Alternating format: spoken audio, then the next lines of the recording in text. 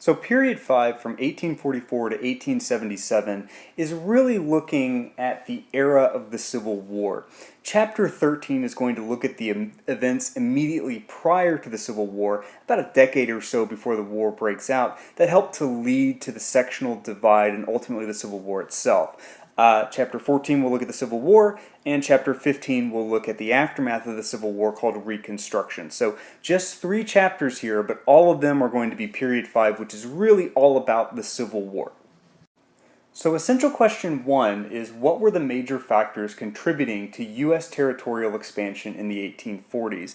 And it's important to understand that territorial expansion is an essential factor that will lead to the Civil War, even though it happens a decade or so ahead of time. But the first thing you want to remember when looking at U.S. territorial expansion in the 1840s is that concept of manifest destiny that we talked about before. Manifest destiny was a term coined by newspaper editor John O'Sullivan in 1845, and the idea suggested that the United States had a God-given right to expand from coast to coast, and in doing so, the United States would bring the benefits of, or the so-called benefits of white civilization or freedom to the non-white Western peoples such as Native Americans and Mexicans. And I know that we've looked at this particular primary source before, but again, it's a really great way, great visual way to understand the concept of manifest destiny, as you had this sort of embodiment of white American civilization moving west across the landscape, bringing with it technology and settlement and light, and in the shadows that are being cast out by this approaching expansion, you have wild animals, the wilderness, Native Americans. So the first major area of expansion that is, in a sense, driven by that concept of manifest destiny that we want to talk about is Texas. Texas was part of Mexico. In fact, it was part of the Mexican frontier, but it had been settled by some Americans at the invitation of the Mexican government, who had wanted to develop the region. And a lot of Americans flocked to this this frontier region of Texas because land was cheap. Land was about 12 cents an acre in Texas, compared to about $1.25 an acre in the rest of the United States. So this was dirt cheap land to be had. As more Americans migrated to Texas, Mexico feared that they would lose control over the region. And this fear of loss of control over the region led Mexican General Santa Anna to march on Texas in order to exert more control over these American settlers. And these American settlers were essentially breaking Mexican law. In particular, they were practicing slavery, which was illegal in Mexico. So this is one of the reasons that Santa Anna moved on these American settlers in the Mexican territory of Texas.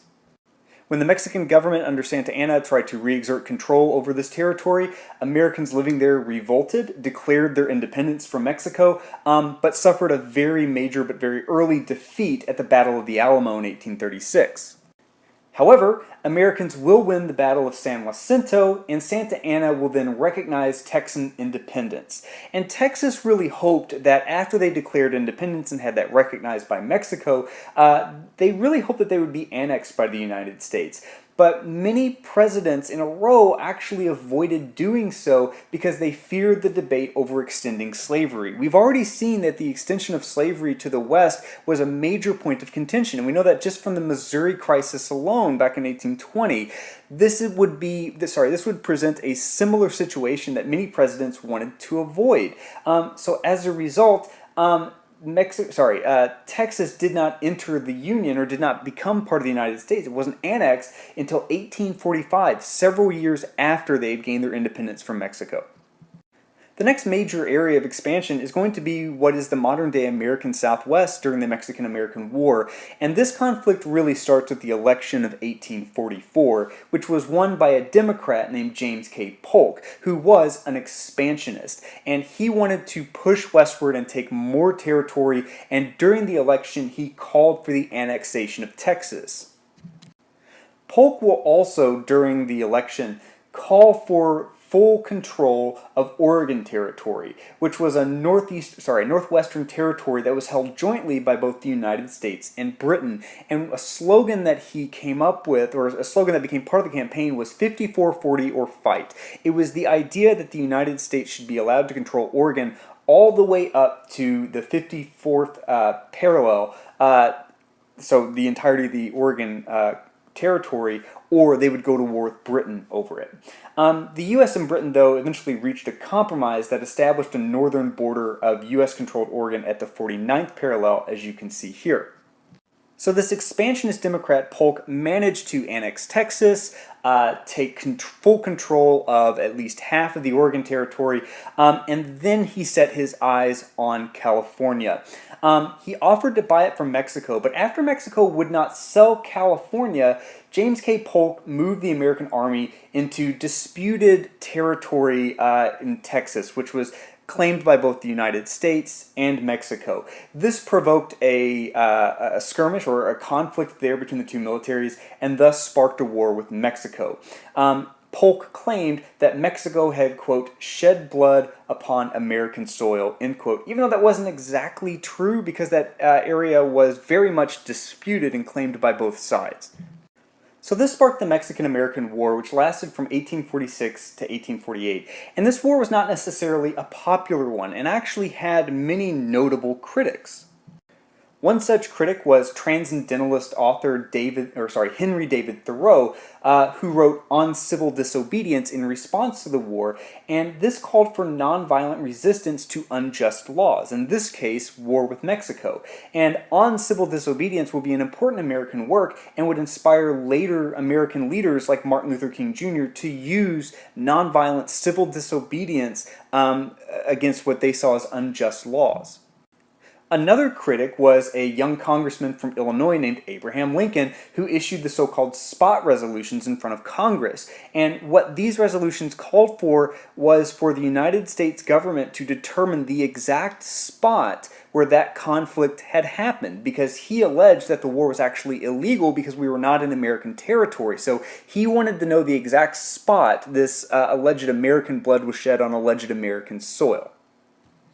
So we know why the war started, we know some social critics back home, but we don't want to focus too much on the war itself. Again, we're not worried about battles or generals or troop movements or anything like that. We want to know the causes of a war and then the effects of that war.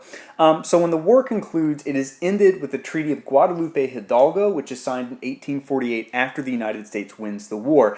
And very importantly, it gave the United States what's called the Mexican Cession. And the Mexican Cession is a chunk of territory you can see here on the map that is handed over by Mexico to the United States as part of this treaty. It gives the United States really Texas, California, and what would be present-day New Mexico, Arizona, Nevada, and Utah.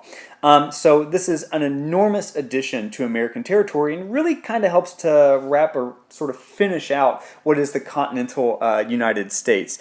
The Gadsden Purchase, which you see a little bit to the south here, is a purchase that will be made just a few years later, and that will really kind of complete the continental United States.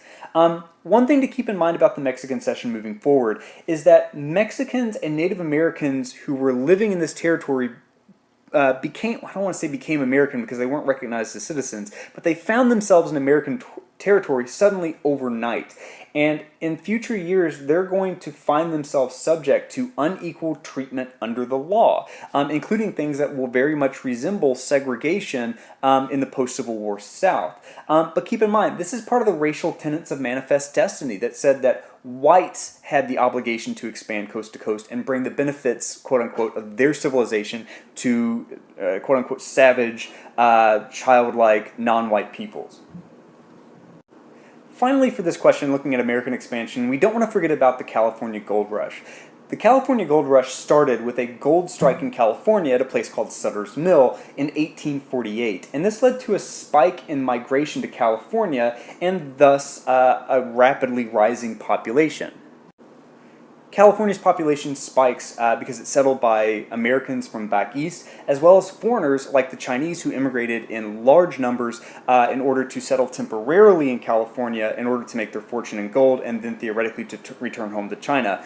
But there simply wasn't enough gold to be had, and many of these men who came over could not actually make their fortune and ended up staying and working in other industries like the railroad construction, and other things that we'll see later on. But for the time being, the Chinese who migrated to California to try to make their fortune in the gold rush found themselves targeted by white miners, as well as discriminatory legislation such as a tax on foreign miners. Also keep in mind that miners in the California Gold Rush overran Native American lands and seized those in the interest of making money for themselves. And California was considered to be very important for the United States, which is why James K. Polk offered to buy it from Mexico in the first place. California was considered to be a gateway to the abundant markets of Pacific trade, in particular trade with China and trade with Japan. And in fact, in 1854, a U.S. naval commodore named Matthew Perry forcibly opened trade with Japan, making California even more important to Pacific trade because those would be the ports from which we would sail to trade with newly opened Japan.